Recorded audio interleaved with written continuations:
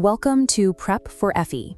Today, we are examining NCEES Section 240.15, the Rules of Professional Conduct. This diagram outlines a critical distinction.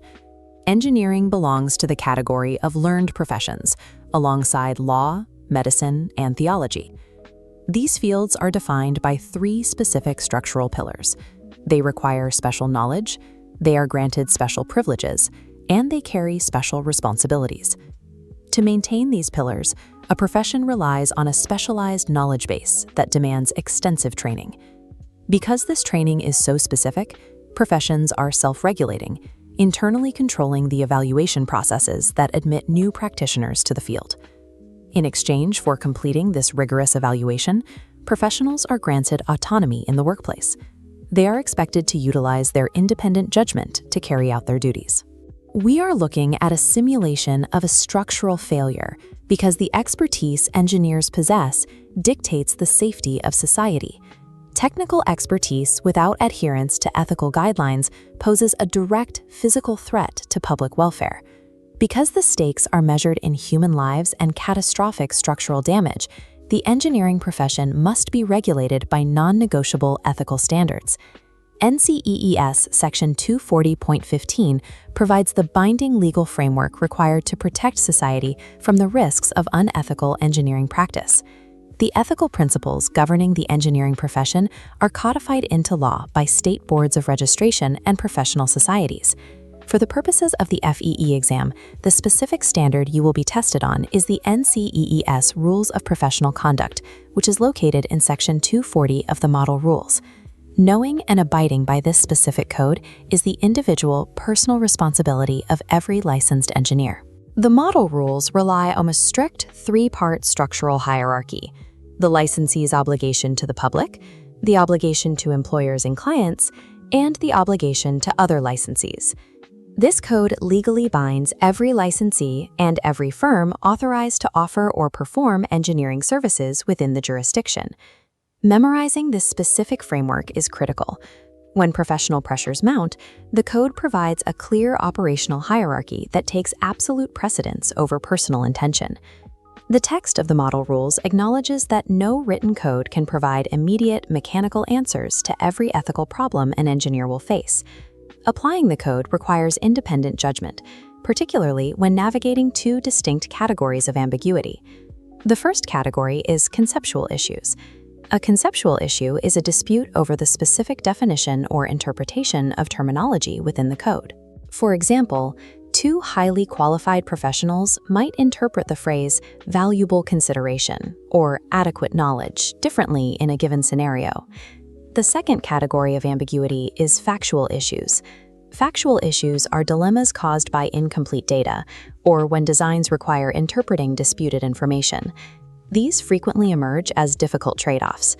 An engineer might have to balance risk versus benefit, or weigh safety tolerances against strict economic constraints. Because these ambiguities exist in reality, an engineer must rely on the strict, prioritized structural hierarchy of the NCEES rules to systematically resolve disputes. To understand how to resolve these conflicts, we begin with the primary level of the hierarchy, Obligation A, the duty to the public. This pyramid structures the hierarchy. The top tier is Rule A.1, safeguarding public health, safety, and welfare above all else. This informs A.2, sealing only documents meeting accepted standards. Rule A.3 adds a whistleblowing mandate if overruled, requiring notification to appropriate authorities. Rule A.4 dictates information flow.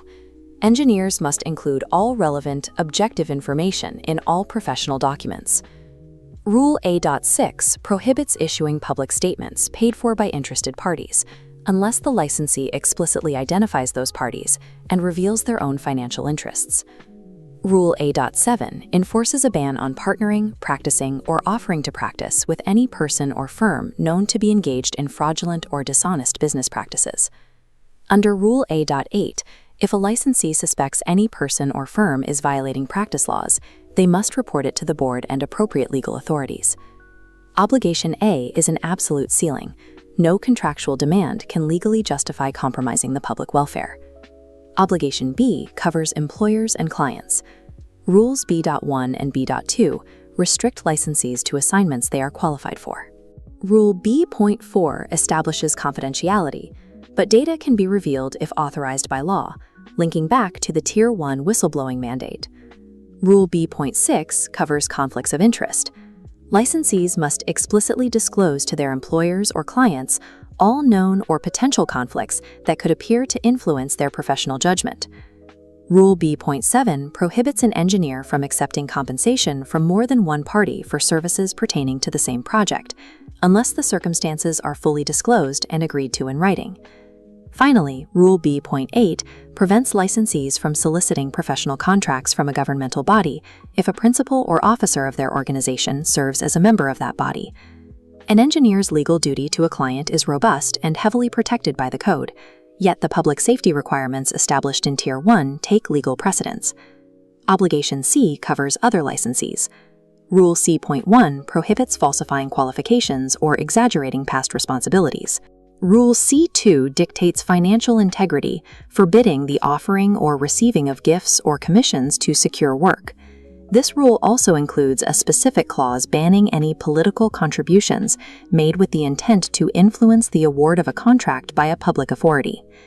Rule C.3 addresses peer relations, banning licensees from indiscriminately criticizing other licensees' work or maliciously attempting to injure the professional reputation of a peer. Rule C.4 contains the peer review mandate. Licensees must make a reasonable effort to inform another licensee if they believe that peer's work contains a material discrepancy, error, or omission. The threshold for mandatory reporting under C.4 is explicit. You must inform them if the discovered error may impact the health, safety, or welfare of the public. Tier 3 ensures the internal mechanics and peer relations of the engineering industry remain uncorrupted. This integrity prevents the erosion of the profession's overall standards. This completed three-tier pyramid functions as the operating system for professional engineers navigating ethical dilemmas. The rule of resolution is absolute. In any scenario presenting a conflict of duty, the upper tier dictates the engineer's action, legally and ethically. When a client demands confidentiality regarding a structural flaw under Tier 2, the engineer's mandate to report a public safety hazard under Tier 1 remains the governing legal obligation. Mastering Section 240.15 provides the specific logic used to resolve conflicts in the field, extending its value beyond the requirements of the FE exam. Adhering to this codified hierarchy is the non-negotiable price of holding the special privileges of a licensed professional engineer. Good luck on your exam.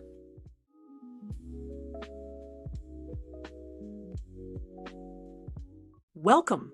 In this lesson, we will learn the Model Rules, Section 240.15, Rules of Professional Conduct.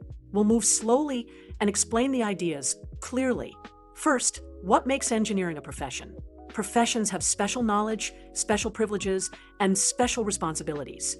Engineers are trusted to use judgment, protect the public, and follow ethical standards. Engineering expertise affects public welfare.